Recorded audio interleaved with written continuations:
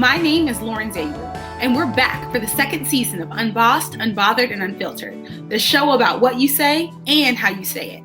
We'll be chronicling the first 100 days of the Biden-Harris administration on everything from immigration to HBCUs. So join me for a crash course on this country's politics, current events, and how we move forward.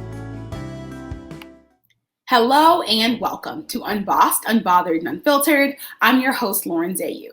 First and foremost, I want to send all of my thoughts and prayers down to Texas, where they are battling some awful rolling blackouts and record low temperatures. I hope everyone is staying warm and safe. And if evidenced by no more than snowstorms all across the South, today's topic is climate change and environmentalism. We're talking about climate change and environmentalism with Kandyce Perry, an environmentalist born and raised in Detroit, currently living in Philadelphia, and Stormwater Director at New Jersey Future, a nonpartisan nonprofit based in Trenton, New Jersey.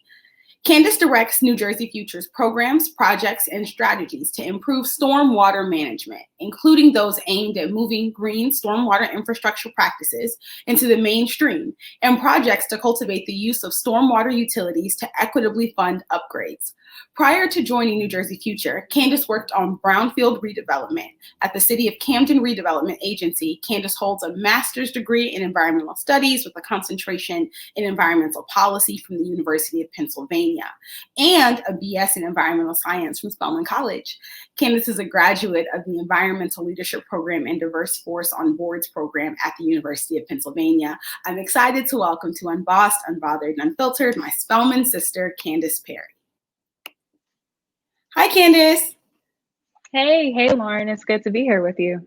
Great to be here with you too. If you just want to kind of kick us off with a bit about what you do and how you got there.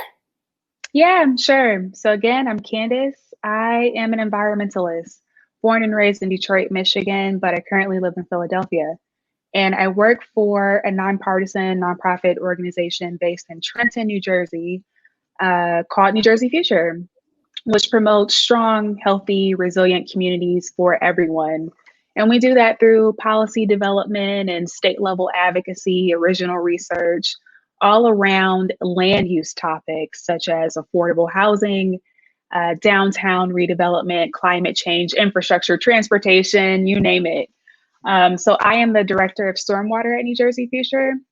And so what that basically means is I work on policy and programs related to sustainable stormwater management. Let me just spend about 60 seconds to break it down.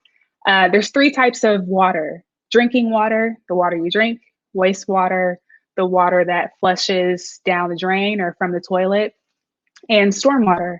So stormwater is the water that falls from the sky and hits impervious or hard surfaces like streets and sidewalks and rooftops, and then runs off of those hard surfaces, carrying all of the pollution and the animal waste and the oil from cars directly into the storm sewer, which outfalls into people's basements and into bodies of water where we get our drinking water sources from. So we at New Jersey Future advocate for sustainable ways to manage stormwater with green stormwater infrastructure, which essentially allows the water to infiltrate or to soak into the ground the way that it would in a forest. If you think about a forest that doesn't have any development, water just falls and it soaks into the ground and it feeds the plants. We want to mimic that in our built environment and create rain gardens and other types of practices that allow the water to just soak in instead of running off. So that's typically what I do at New Jersey Future. And let me just say at this point moving forward, all thoughts and opinions will be of my own, but shout out to all of my wonderful colleagues at New Jersey Future, really doing some game-changing work to create safe and healthy communities for New Jersey. That's amazing and sounds really important. And so you called yourself an environmentalist.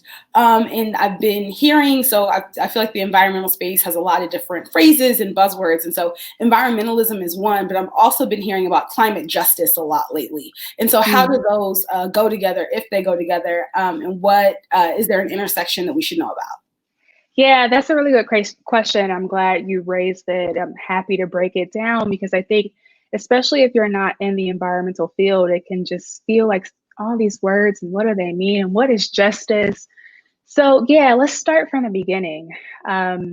if you think about environmentalism, there's a lot of different topics and categories and subcategories. It can look different for different people depending on the work. So I'll give you a couple of examples. You can think of environmentalism as deforestation. So tearing down trees in the Amazon rainforest, and then the loss of habitat for all of the animals that depend on that forest. So it's, protecting and conserving forest, and protecting and conserving endangered species. You can also think about it as conserving open space, so our natural lands, our natural parks, also protecting soil health and water quality from contaminants that might be leaching out and polluting those natural resources. So an example would be lead exposure within drinking water. So you think of Flint, Michigan, and also Newark, New Jersey. Also, there's waste management. You could think about reducing waste that ends up in the landfill and reducing waste consumption by recycling materials. People know of the Great Pacific Garbage Patch, where there's so many thousands and thousands of pounds of plastic and just trash in the Pacific Ocean. And there's many, many more ways to describe environmentalism. A field within environmentalism that acts as a subset, but then also kind of an overarching lens, is climate change. So, climate change is a term to represent the effect of the unfettered release of greenhouse gases into the atmosphere and society's addiction to fossil fuels, and how that's making our planet be hotter and drier and wetter year after year after year. And we know that there's so many negative effects to climate change. And because of that, there's increasing intensity and frequency of heavy rain events and drought conditions and melting of the ice caps. So now climate justice is just a term to position climate change and all of the negative effects as a public health issue, as a social justice issue.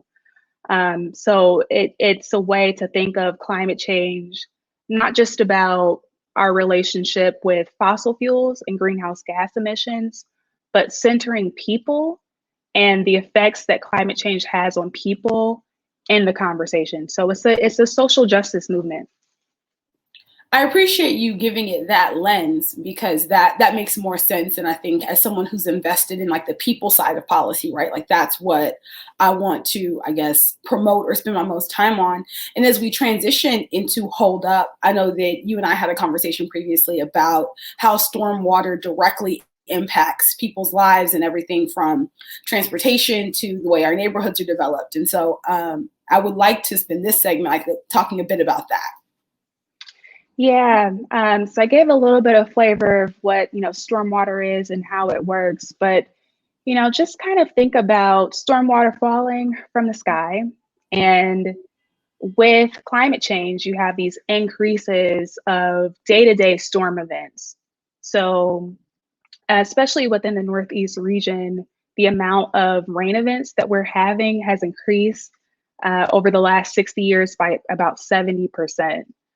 And that's huge. That's greater than any other region in our country. So in the Northeast and the Mid-Atlantic, we're getting so much rain.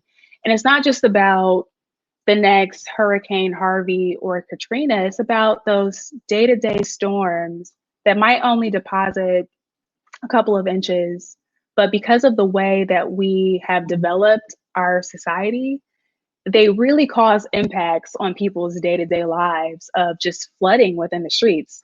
So if you think about some of the cumulative impacts or the disproportionate impacts on Black and Brown communities, that Black and Brown communities are disproportionately more likely to not be as mobile as their white counterparts, not have a car, not be able to afford to own a car. If you're having more rain events that are flooding your streets and you're not able to get to the bus stop, you're not able to walk to work because you're impacted by all of the stormwater that's flooding your neighborhood, that could be literally life or death. And I'm not saying that to be melodramatic, to the point where you lose your job. I mean, we also know that Black and Brown communities, COVID-19 has shown us this, are more typically our service workers, more typically people that have to clock in from day to day and do not have the luxury of being able to call out sick or to be able to work from home. So being impacted by climate change in a real way, or you can't make it to the bus, or the bus is delayed and you can't clock in on time and then you lose your job, really impacts your ability to develop wealth over time and to support your family. Yeah, I want to stay there for a little bit because I definitely agree with like the amount of rain that we've seen in recent years, right? I feel like it might have been 2016, but it felt like it rained like every day in April. And Yeah. so it was one of those things where we were like, so this, is while a mild inconvenience, it feels like we're on the precipice of something different.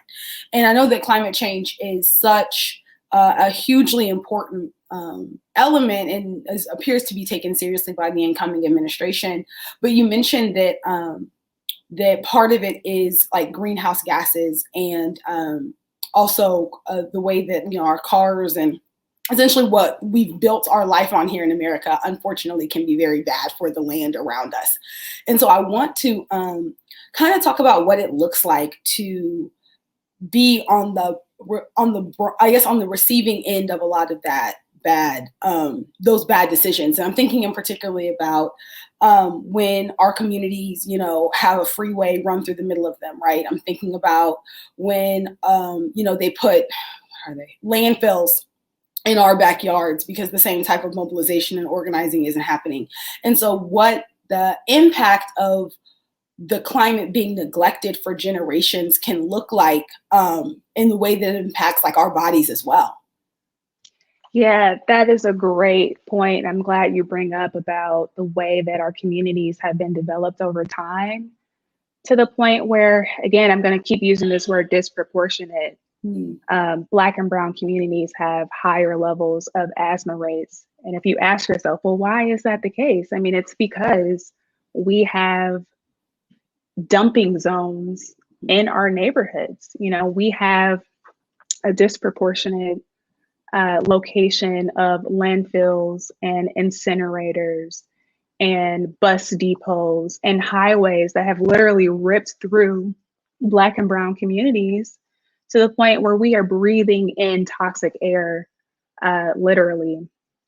And I think that the climate justice movement has not done a good enough job or even a responsible job of understanding and seeing the intersectional connections of climate change and the natural environment and the fact that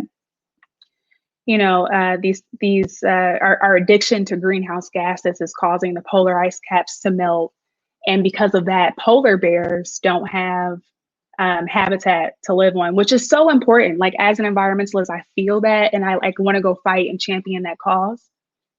But at the same time, you cannot effectively or responsibly call yourself an environmentalist and only see that as your cause to fight for, and not see the people, the Black and Brown and Indigenous communities who are suffering from the location of all of these really dirty and polluting practices in our neighborhoods that's affecting our quality of life and our health. Like, it truly is a public health issue, and it's intersectional.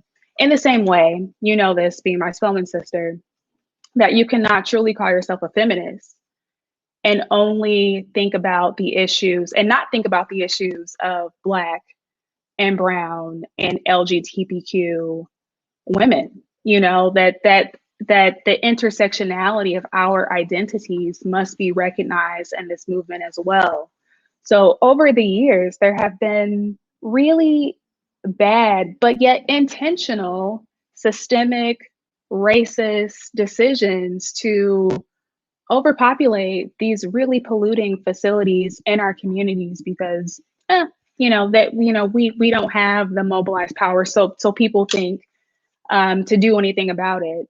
And it ends up being our burden and our problem to deal with. And that's just, one example of kind of in the urban centers, but Also, it affects rural communities. Specifically, I want to call attention to our Indigenous brothers and sisters who live in rural communities where these big fossil fuel companies are extracting the natural resources in their backyard. And so they're having to live with and deal with the byproducts of the fracking and the digging and the drilling. And what about their air quality?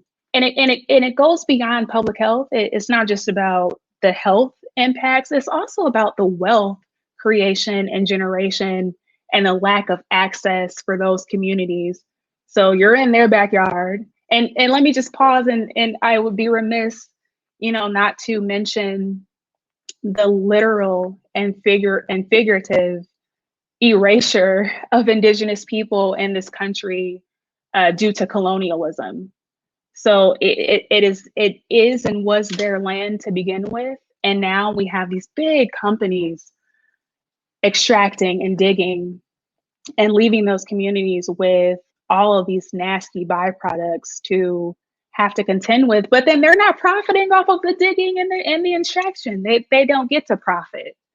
And so how do those cyclical effects just continue to, have it just create this cycle of poverty and just this wealth imbalance for these big companies? I definitely echo everything about the land belonging to Indigenous people to begin with, and how colonialism has ravaged their communities in ways that are awful. And what kept coming up as you were going through the way all of these things, some like end up working together in a way, was the interconnectedness of so many of these issues, right? That environmentalism is a healthcare issue, which is an economic issue, which is it all kind of works together in an interconnectedness. And like one of the harshest elements of colonialism is the focus on the individual, and how, as an individual, that's what you represent. That's solely what is cared about. What we can see in particularly Black and Brown communities in America, but also when we look at the places where we hail from globally, there's so much more emphasis placed on the community, and so much more emphasis placed on your neighbor and the way your actions impact others. And so I definitely believe that climate change and environmentalism has been so much co-opted in part of that. And one of the things that I meant to bring up earlier, that I'm glad I just thought of now, was the individual responsibility element of environmentalism. I know that there's a lot of tension between what we call, it's like, oh, is it that I should recycle, or is it that corporations should have their, greenhouse gases or carbon emissions, what's the word I would use? Be restricted restricted. Yeah. And so what has been your experience with that, either in the work you do or just in your activism thus far? Yeah, good question. I think that individual activism, recycling when you can, and using metal straws and doing all the things, right? You can Google, like, how do I be sustainable, or how do I go green, is great, but it's only one piece of the puzzle, and the burden cannot fall on the people, especially Black and Brown people. I'm going to keep coming back to it because I think that there's an opportunity due to and because of racism to always have us be the scapegoat. But I'll stay off that tangent for a minute. But I think that individual actions are great, but only a piece of the puzzle, and you cannot put the burden on the people to solve everything, especially when they're in these big corporations that are getting off of the hook. So I think it really has to be government solutions and actions to restrict the way and the amount that these polluters can pollute. But one thing that I also want to say about individualism versus the collective good, I was watching a TED Talk the other day, and a climate activist was telling her story. She happens to be a white woman, telling her story about how she organized and mobilized a bunch of protesters, right? And they got into their kayaks and they went out into the ocean and literally physically blocked the drilling. Like, there's some big company, right, was going to be drilling into the ocean. I assume to try to find oil and build an oil rig. And so she mobilized people. She got the kayaks out there and they surrounded and blocked it. And I thought, that is fantastic. Like, wow, like she really did that. Like she used her power, her influence to mobilize people. But in that same instance, I also thought, one, I didn't see any people of color. I didn't see a Black woman out on that ocean in a kayak. And then it made me think, well, why is that? And then I started to think about the relationship between Black people and water, and this myth, or maybe not so much of a myth, that we don't like water, we don't like to swim. And then I started to think about, the relationship, the history of Jim Crow, and the fact that we weren't allowed to swim in public swimming pools. We were banned, we were segregated against. And so there's all of these like little tangents that play into a bigger conversation about how I show up as a Black woman calling myself an environmentalist. Could that have been me that was in that kayak? But what are the barriers to access to be that type of organizer, And it made me also think about just the wealth gap and the opportunities, the access to even buy a kayak, to even be able to take off work and show up at this protest. That I'm making a lot of assumptions here about what those people who were in the kayaks do. But ultimately, just kind of circling back to the main point I want to give with this example is how much can we all get done together? If all of those kayaks, let's say it was like 1,000 of them, if all those kayaks showed up in Detroit, or showed up in Philly, or Newark, or Camden, or Trenton, or Baltimore, I could go on, right? Who showed up in Harlem and really fought for the communities that are struggling with and fighting against all of these polluters. And it's not to pit one movement against each other. It is to suggest that without all of us working together to co-create the solutions to really fight against climate change, there's no one way to fight against climate change. But what I do know is that the traditional or the mainstream way that we've been fighting against climate change is not good enough, and it won't do. Like, how much more good work could we get done if we all partnered together and we started to center people and the most vulnerable people in the conversation? I definitely agree with you there. And it's so interesting because what I was thinking, one, when like the organizing in the kayaks, and I agree, right? That's amazing. I'm glad they were able to do that. I also think that so much of who we are as people impacts our activism, right? So I'll be honest, like, I don't know that I ever would have thought of kayaks to physically block, because one, as a Black woman, me putting my body on the line does not always yield the same results that it does when the majority puts their body on the line, right? And so I'm very cautious of that. And as a leader, I don't ask anything that I don't want. I don't ask my followers to do anything that I wouldn't do, right? So my thing is, I don't want to put my body on the line, so I'm not going to ask you to put your body on the line. And so I think that it's great that she showed up for herself in that way, but we can still acknowledge the privilege that comes with that and why she was able to have that happen. I also think that you're absolutely right that the showing up in, like, what would it look like for y'all to take that same energy? Because again, I have not seen this TED Talk, so I don't know how long it took her. I don't know if this, and I'm making some assumptions here, but right? And so all of that's fine. And so the idea of taking that into whatever space, I don't know what like momentum on something like that looks like, right? If that's a one-off, if that's something she was able to sustain. But I do think there is room to say that people, unfortunately, tend to care about issues that show up in their backyard. So I'm assuming she had some type of tie to this ocean. I'm assuming, or this area of the ocean. The ocean is quite large. Yeah. The idea that she didn't want this oil rig to go up for some very specific reason. And so circling back, so much of even what I have enjoyed in the environmentalism piece of the policy conversation is there is no delusion that even America will be able to do this on its own, right? Like the Paris Climate Accord, it's like we're gonna have to all come together because the earth like belongs to all of us in that way. But I mean, similarly to the conversation we were just having, if we wanted to transition into I Ain't Sorry, I noticed in another piece that I read on you that so much of, well, that you consider part of your activism to be a Black woman and show up for other Black women in this space as an environmentalist.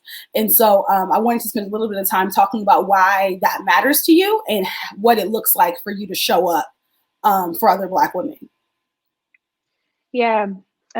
Before I get into answering that, because I can talk about Black women all day, every day. It's like I light up, and it's something that I enjoy, and it's close to my heart, obviously, because I am a Black woman.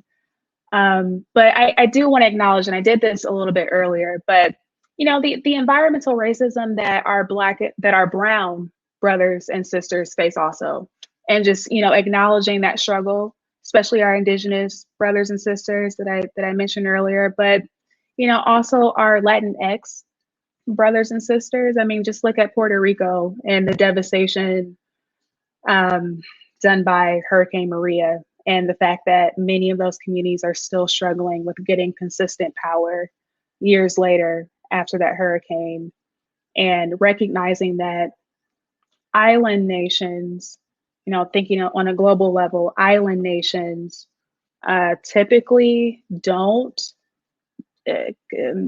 contribute to the same level of greenhouse gases that India and China, United States, Canada do, but they bear the biggest burden of sea level rise and hurricanes, and those island nations mostly being nations of color. So just to acknowledge that they are also struggling with environmental racism. But today we're talking about Black women because I am a Black woman, and I'm just speaking to what I know and who I am. And that's just typically the way that I frame issues. So if you hear me ever talk, I'm always talking about it in terms of Blackness, but not ever erasing or acknowledging that there are other communities of color who also contend with environmental racism. But jumping into the heart of your question about why I advocate so hard for Black women and why we need to be included in the environmental movement, I mean, there's so many benefits of diversity. I think that is a hot topic, and I hope that people are thinking about it authentically, really trying to racially diversify their organizations as much as they can. I encourage listeners, if you're curious to explore the theory of diversity, to read and Google Harvard Business Review. They have a lot of articles kind of explaining and outlining all of the benefits of diversity. I won't go down that path because I think it's generally known that if we collaborate and have more voices at the table, that we can create better solutions and do more work together is generally the premise. But let me just be super, super frank here and talk about the specific importance of Black women and use a very super, like a recent example in our recent history and memory that we don't have to go too far. And I want to highlight our Spelman sister, Stacey Abrams, who politically put herself on the line, her political viability on the line to do the work to get out the vote, to get out the Black vote, the relentless work of turning out the Black vote and really fighting against voter suppression and turning Georgia blue, or maybe I should say not turning Georgia blue, or helping Georgia to see its true colors, which maybe was always blue, but because of voter suppression, couldn't quite get there, right? I want to highlight and uplift the Black women across the country in Detroit, in Milwaukee, and Philadelphia, and Atlanta, who stood together and voted as a monolith to save this country, literally without melodrama, to save this country from another 4 years of a president who incited an insurrection at our Capitol building. It's not because we as Black people or as Black women are a monolith. It's because we don't have the privilege to voice our individual political opinions. We know that it is life or death and that we have to band together to show up for our country, even though our country rarely shows up for us. And it is that fight, it's that grit, it's being, undaunted by the fight that we continue to give of ourselves time and time again, movement after movement after movement, cause after cause after cause. We need Black women. We need people who are willing to give tirelessly of themselves for good, for the sake of the good. And I think for a topic that is as important as climate change and climate justice, and really making sure that we don't miss this window, like the clock is ticking, right? The clock, this climate change clock is ticking, and we are seeing in real time the effects of climate change with all of these hurricanes. I'm just using that as an example because it's, in people's memory and it's easy to connect to. You see it on the news, but there's so many other effects. We need Black women to help solve these issues, and to only involve the mainstream identities that have historically been included in this movement and exclude all of the intersectional identities is a mistake. It is the experiences of those intersectional identities that really help to add and augment and protect and save and create really creative solutions. And we just have to be honest with ourselves that by only having a small subset of voices determine the outcomes and the land use decisions and the environmental agenda and the restrictions for everyone, to create the solutions for the whole problem, that's a mistake. And so that's why I fight so hard for Black women, is because we need us. Just period. Completely.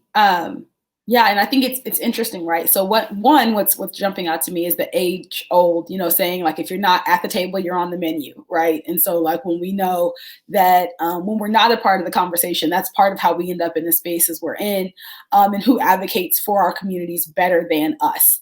And so I definitely agree as far as Black women being a huge part of the environmental conversation. But I also think it's important, like, to acknowledge, and I'm thinking politically, like, whenever we have conversations with legislators or candidates about what the Black community needs, because again, we're all lumped in as one, unfortunately, this doesn't come up. And something that I've really been trying to be intentional about, particularly in this show, is acknowledging that, like, we are intersectional individuals. So like, yes, as Black people, we care about criminal justice reform and essential programming, but we also care about healthcare and the environment and education and all these other things that still impact our lives in so many important ways. And the second thing that came up for me as you were speaking is Little Miss Flint, Mari Kopany in Michigan, who has been advocating for her community, particularly in regards to water, since she appeared to be somewhere around between the age of like 8 and 10. Like, she appeared to be very small, advocating, and is still advocating, because as we know, they have not had a resolution there.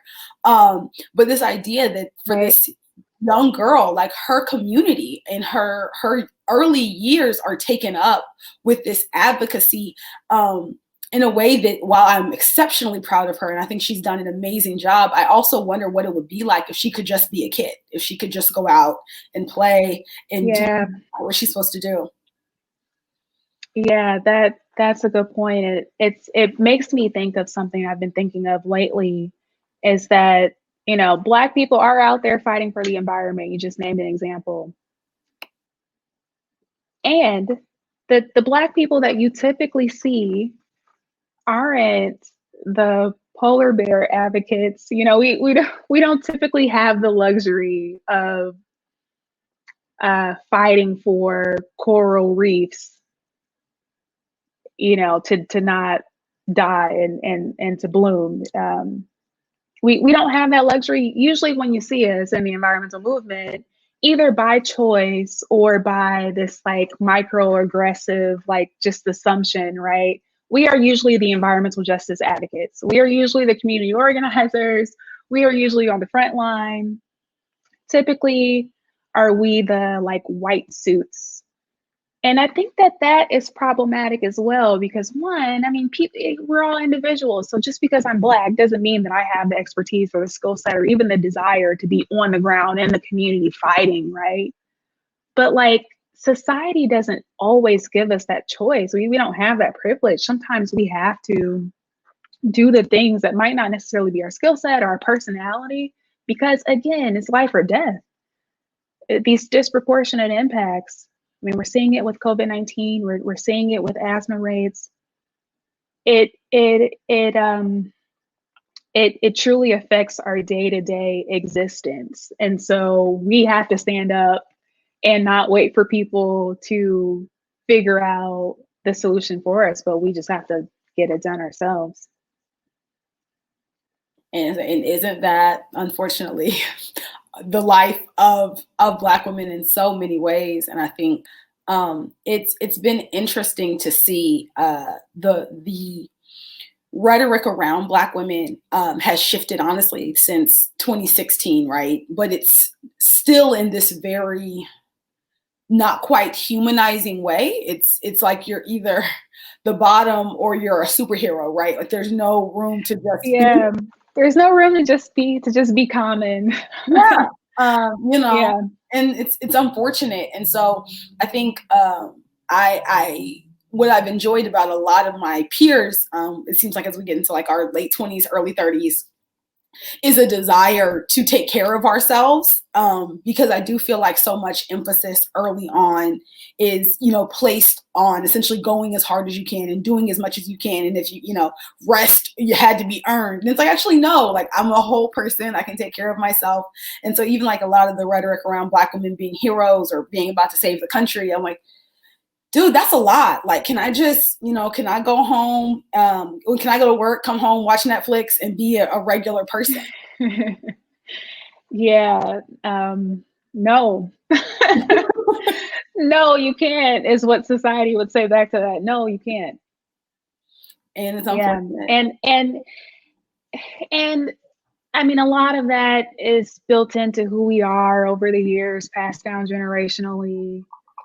And we're not able to complain, like I think a lot of us know this, like, oh, I have to be like superwoman, right? But like also so society requires that of us, but then society also doesn't let us complain about it or like, really do anything about it. So you have to show up every day at work, even though there's protests in the street. Yeah. You have to show up every day at work, even though such and such is happening. Like you just do. And so true justice, I think, means when we can just be free to just show up in the way that we choose and just be a regular human being. It sounds kind of funny to say it like that, but I think Black sisters listening will relate. Yeah, I definitely think they will. And out of curiosity, just as a bio point of sorts, what drew you to environmentalism? I mean, I know that you did it at Spelman as well, so it seems like it's something that's just like been in you for a long time. Yeah, it really has. I've been reflecting on this a lot lately. What kind of drew me in? I think just as a personality trait, I see the world in right and wrong, black and white a lot of the time. And I have this inner like drive to right wrongs. And so I think I'm just like naturally suited to like this justice type of movement. And early on as a child, really connected to this idea of like deforestation and people polluting our world. I'm like, oh, that's wrong. Somebody's got to do something about it. And then it just over the years, why not me? Like, why not me be the one that tries to do something about it? And just kind of connected that as my life's mission and my life's passion. And as I've matriculated and, become an expert in my field, I've become to notice like, wow, this field is very overly dominated by white men. I'd say white men when it comes to leadership positions. There's a lot of white women in the environmental field as well. Maybe not so much in kind of the executive level positions, mostly dominated by male, as is many other industries, not just the environment. But it wasn't until I got in deep into this thing where this mission of connecting, like, whoa, we've got to shake this thing up and diversify the table and get more people and more voices having the same conversations that I'm having. It wasn't until I got pretty deep where I saw that and connected, like, whoa, this has got to switch up. And I can use my power and my influence to help to do that. So I'm born and raised in Detroit, Michigan. I live in Philadelphia, both Black cities. We both went to Spelman, historically Black college. So you are in a little bit, I was kind of growing up in this bubble of Blackness. And I'm studying these topics in college, but then when I get to my master's program and then I get to the next step and the next step and the next step, it becomes more white and more white and more white. And yeah, that it's got to change. And it's not to dismiss the great white brothers and sisters who are doing it for the environment. It's to just and only say that we can only go so far with just one set of people. And we need everybody to tackle this really huge, like climate change is such a complex problem, so complex. I mean, when I mentioned earlier about the clock is ticking, it literally is. Like 100 years from now, some of the cities that we know and love and live and vacation may not be those same cities. They may look a lot different because of sea level rise. Like we've got to do something. The time to act is now. And we have to figure out these solutions, but not just with one set of people. Yeah, I'll just say this briefly. One of my favorite things about Spelman is there's never the phrase Black women don't do that, Black girls don't do that. So whatever you want to do, we have a group of Black women who do it. And so whether that's you want to be on the robotics team, you want to be on the mock trial team, you want to do whatever, like we've got a team of Black women who do that. And so I think it, for me also entering, like getting my master's and moving forward, like I don't know that coming straight from high school into my master's, I would have questioned the demographics of the school in the same way. But after 4 years of school, it felt like this complete, like, whoa, where are the people who look like me? Where are we? So I definitely agree with you there. And I, as we kind of transition into our final segment, I want to give you an opportunity to offer any final thoughts, either on the environmentalism as a movement, on climate justice, or if you have some type of call to action that you think will be helpful for our communities. Open to kind of just the floor is yours for the last bit. Yeah, thanks, Lauren. I guess I'll just end by acknowledging and say that I'm really encouraged and motivated by the predominantly people of color led movements and organizations who are on the ground, mobilizing, advocating, putting their lives, literal bodies on the line for the climate change, climate justice, environmental justice movements. No longer can we let only one set of people speak for us or wait for solutions to magically appear. We have to partner with everyone to create them. So I just want to acknowledge you, say that I see you, and thank you for using your voice and your strengths and talents to fight for the environment. But also, I want to speak directly to any of my Black brothers and sisters who are listening, especially if you are a young person, maybe trying to figure out your career move and what you do. You may have never had a invitation into the environmental sector, maybe thought about it as a career path.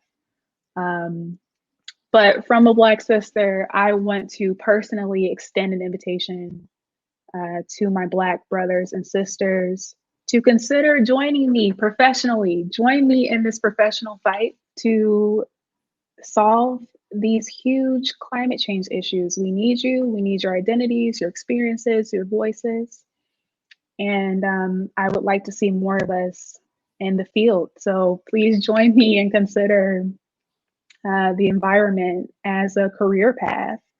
And just to say that it can look different, it doesn't have to be on the ground advocacy. It doesn't have to be fighting for the protection of, let's say, endangered animals or natural lands protection.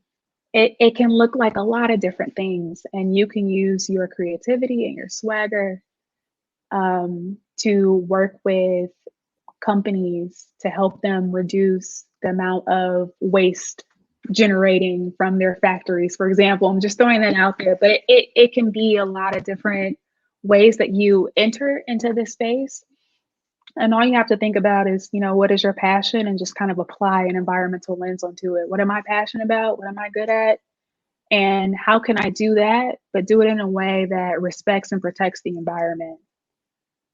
So just to throw that out there, to seed it for anybody that's listening, but I really invite you to join me in this fight.